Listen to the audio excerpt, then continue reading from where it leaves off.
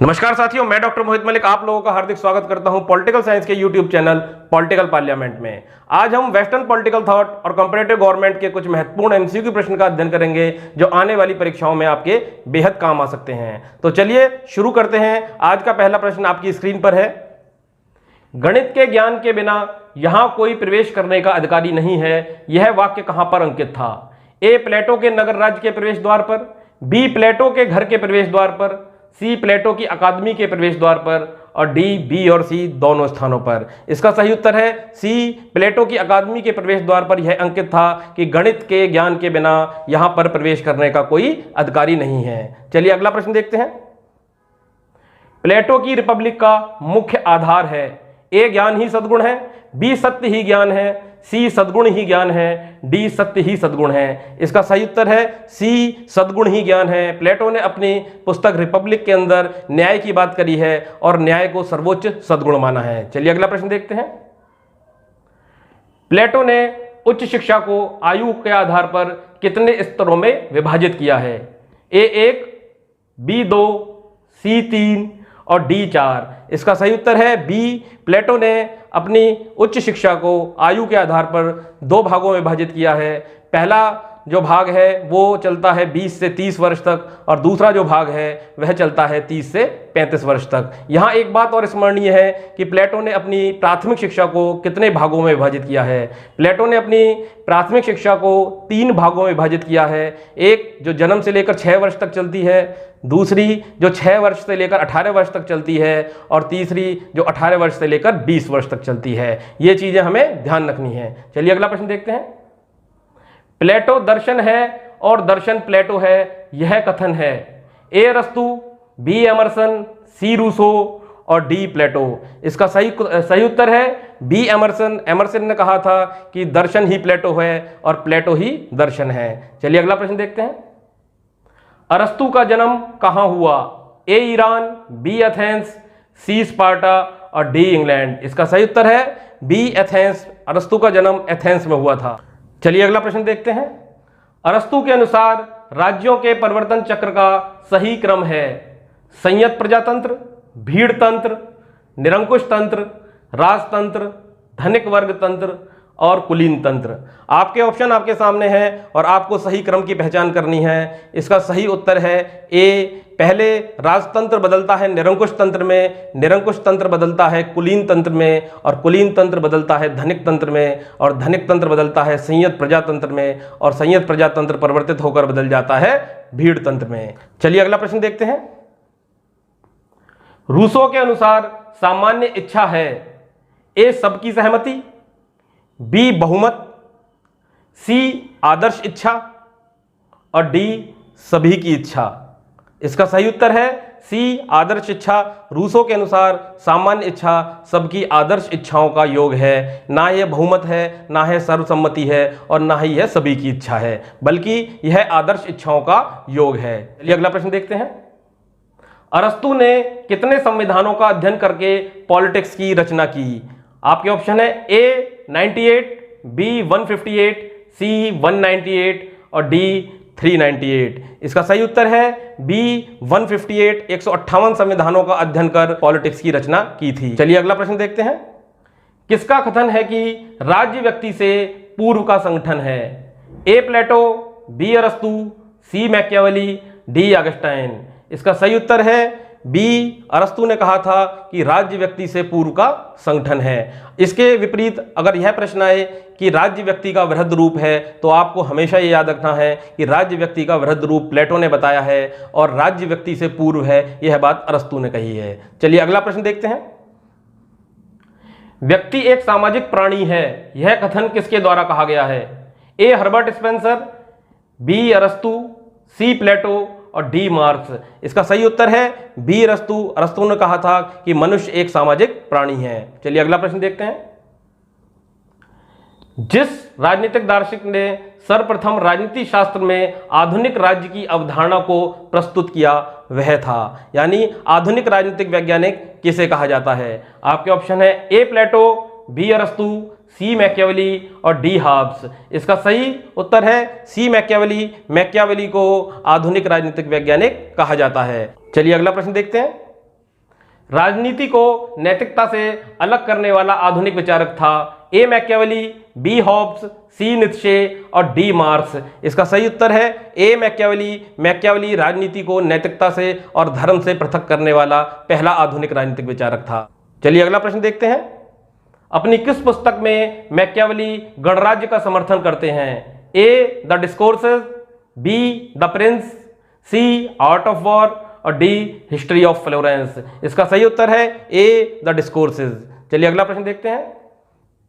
लाक ने किस सिद्धांत का समर्थन किया है? ए असीमित संप्रभुता का, बी सीमित संप्रभुता का, सी बिना संप्रभुता का राज्य और डी सामान्य संकल्प की संप्रभुता। इसका सही उत्तर है सी सीमित संप्रभुता का समर्थन लॉक ने किया है। चलिए अगला प्रश्न देखते हैं। लेखकों और पुस्तकों का निम्नलिखित में से कौन सा युग्म सुमेलित नहीं है? A James Mill representative government, B Thomas Hobbes Leviathan, C Machiavelli the Emile, D John Locke two treatise on government. इसका सही उत्तर है सी इमाइल। जो पुस्तक लिखी गई है वह रूसो के द्वारा लिखी गई है, वह पुस्तक मैकियावेली के द्वारा नहीं लिखी गई है। चलिए अगला प्रश्न देखते हैं। किस विचारक को उदारवाद की आत्मा कहा गया है? आपके ऑप्शन है A Bentham, B John Locke, C Karl Marx और डी लास्की। इसका सही उत्तर है B John Locke. John Locke को उदारवाद की आत्मा कहा गया है या उदारवाद का पिता कहा गया है। चलिए अगला प्रश्न देखते हैं। मनुष्य स्वतंत्र जन्मा है लेकिन सर्वत्र जंजीरों में जकड़ा हुआ है, यह कथन रूसो ने किस रचना में लिखा है? A the government of Poland, B essay on the origin of languages, C the social contract, D discourses on the arts and science. इसका सही उत्तर है सी सोशल कॉन्ट्रैक्ट, जो 1762 में लिखी गई थी। उसमें रूसो ने यह कथन कहा था कि मनुष्य स्वतंत्र पैदा होता है लेकिन सर्वत्र वह जंजीरों में जकड़ा हुआ है। चलिए अगला प्रश्न देखते हैं। रूसो को प्रकृति का शिशु किसने कहा है? ए मैकफर्सन, बी मैक्सी, सी टालमैन और डी सेबाइन। इसका सही उत्तर है बी मैक्सी। मैक्सी ने रूसो को प्रकृति का शिशु कहा है। चलिए अगला प्रश्न देखते हैं। रूसो ने राज्य और संप्रभुता के लिए किस शब्द का प्रयोग किया है? ए भद्र पुरुष, बी सामान्य इच्छा, सी वैधानिक संप्रभु, डी पूर्व सत्तावादी। इसका सही उत्तर है बी सामान्य इच्छा। रूसो ने सामान्य इच्छा को ही संप्रभु कहा है। चलिए अगला प्रश्न देखते हैं। किसने कहा कि लेवियाथन का कटा सिर ही रूसो की सामान्य इच्छा है? ए मैक्सी, बी सेबाइन, सी जफरसन, डी हर्नशा। इसका सही उत्तर है डी हर्नशा। हर्नशा ने कहा था कि लेवियाथन का कटा सिर ही रूसो की सामान्य इच्छा है। चलिए अगला प्रश्न देखते हैं। उपयोगितावाद ने भावना उत्पन्न की? ए क्रांति की, बी सुधार की, सी आज्ञाकारिता की और डी अवज्ञा की। इसका सही उत्तर है बी सुधार की। उपयोगितावाद ने इंग्लैंड के कानून के अंदर एक सुधार की भावना पैदा करी थी और एक नारा दिया था कि कानून आधारित होने चाहिए अधिकतम व्यक्तियों के अधिकतम सुख पर। चलिए अगला प्रश्न देखते हैं। पुष्पिन उतना ही अच्छा है जितना कि कविता कथन है? A Bentham, B James mill, C Woodworth और डी ऑस्टिन। इसका सही उत्तर है ए बेंथम। बेंथम ने कहा था कि पुष्पिन जो कि एक बच्चों का खेल है वह भी उतना ही अच्छा है जितना काव्य पाठ। चलिए अगला प्रश्न देखते हैं। उपयोगितावाद को किसने सुअर दर्शन कहा है? आपके ऑप्शन है A Bentham, B Karl Marx, C Carlisle और डी जे एस मिल। इसका सही उत्तर है कार्लाइल। कार्लाइल ने कहा था कि बेंथम का उपयोगितावाद सुअर दर्शन है। चलिए अगला प्रश्न देखते हैं। मिल ने एसेज ऑन लिबर्टी नामक ग्रंथ का प्रतिपादन किया? ए 1838, बी 1859, सी 1843, डी 1861। इसका सही उत्तर है बी 1859 में मिल ने एसेज ऑन लिबर्टी का प्रतिपादन किया था। चलिए अगला प्रश्न देखते हैं। मिल को उपयोगितावाद रूपी शिशु को नहलाने का कार्य सौंपा गया था, लेकिन नहलाने के बाद मिल ने पानी के साथ शिशु को बाहर फेंक दिया। उपरोक्त कथन है? A Bentham, B Karl popper, C Barker और डी वेपर। यह कथन है डी वेपर। वेपर ने मिल के बारे में कहा था क्योंकि उसने बेंथम के उपयोगितावाद में बहुत सारे संशोधन कर दिए थे। चलिए अगला प्रश्न देखते हैं। मैं वह पीटर हूं जिसने अपने गुरु का परित्याग कर दिया, किसने कहा? ए बेंथम, बी मिल, सी बार्कर और डी वेपर। ये इसका सही उत्तर है बी मिल। मिल ने कहा था कि मैं वह पीटर हूं जिसने अपने गुरु का परित्याग कर दिया क्योंकि उसने उपयोगितावाद में बहुत सारे संशोधन कर दिए थे। चलिए अगला प्रश्न देखते हैं। हाब्स का लेवियाथन राजनीतिक दर्शन की श्रेष्ठ कृति है, यह किसने कहा? ए सी ई वॉगन, बी मूरे, सी सेबाइन और डी ऑक्सफोर्ड। इसका सही उत्तर है डी ऑक्सफोर्ड। अगला प्रश्न देखते हैं, हीगल के राज्य की विशेषता निम्नलिखित में से कौन सी नहीं है?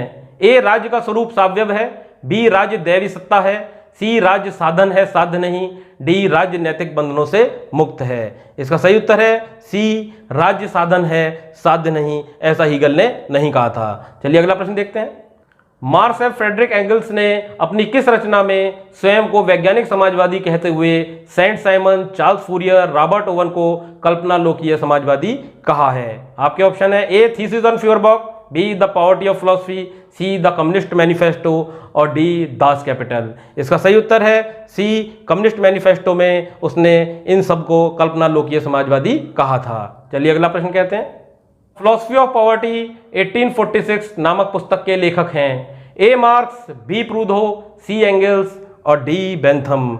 इसका सही उत्तर है बी प्रूधो। प्रूधो ने पुस्तक लिखी थी द फिलॉसफी ऑफ पॉवर्टी। पहले वीडियो में भी मैं आपको बता चुका हूं कि दो बुकों में कंफ्यूजन अधिकतर परीक्षार्थी को परीक्षा भवन में हो जाता है, एक द पॉवर्टी ऑफ फिलॉसफी पुस्तक किसकी है और एक द फिलॉसफी ऑफ पॉवर्टी पुस्तक किसकी है। अगर पॉवर्टी शब्द पहले आए तो आप समझ लें कि यह पुस्तक मार्क्स ने लिखी है, पॉवर्टी ऑफ फिलॉसफी, और पुस्तक में अगर फिलॉसफी पहले आए द फिलॉसफी ऑफ पॉवर्टी किसने लिखी है तो यह पुस्तक लिखी है प्रूधो ने। चलिए अगला प्रश्न देखते हैं,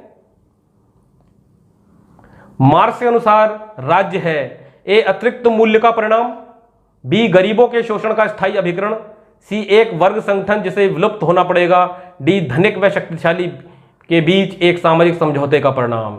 इसका सही उत्तर है बी गरीबों के शोषण का एक स्थायी अभिकरण राज्य को मार्क्स ने माना है। चलिए अगला प्रश्न देखते हैं, मार्क्स ने द्वंद्ववाद का सिद्धांत किससे लिया है? ए लॉक, बी रूसो, सी हीगल, डी ग्रीन। मार्क्स ने जो द्वंद्वात्मक भौतिकवाद दिया था उसमें द्वंद्वात्मक का जो सिद्धांत लिया था वह मार्क्स ने हीगल से लिया था, इसलिए इसका सी ऑप्शन राइट होगा।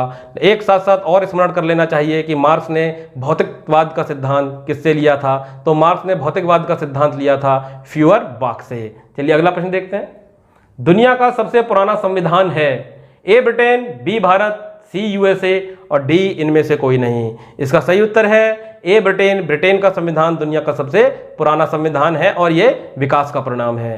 चलिए अगला प्रश्न देखते हैं, ब्रिटिश संविधान पर आधारित है ए जांच और संतुलन, बी न्यायिक समीक्षा, सी सिद्धांत और व्यवहार के बीच अंतर और डी इनमें से कोई नहीं। इसका सही उत्तर है सी सिद्धांत और व्यवहार में अंतर, क्योंकि ब्रिटिश संविधान जहां सिद्धांततः राजतंत्रात्मक है वहीं व्यवहारगत रूप से वह लोकतंत्रात्मक है। चलिए अगला प्रश्न देखते हैं, मैग्ना कार्टा पर हस्ताक्षर किए गए थे A King Macbeth, B King John, C King Charles और डी इनमें से कोई नहीं। इसका सही उत्तर है बी किंग जॉन।